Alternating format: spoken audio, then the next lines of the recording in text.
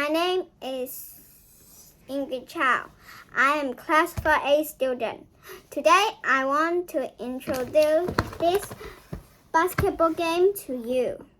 First, you need a paper block top, a plastic sheet or a paper block, a plastic bottle, a rubber band, and a bottle lid. Next, you need to cut 2 triangles from the blocks. Then, stick the bottle lid in here. Cut 2 sides of the blocks and put the rubber band in the slots.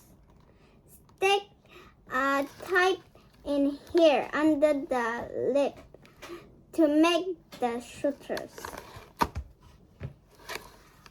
After that, stick plastic sheet or a paper block in here.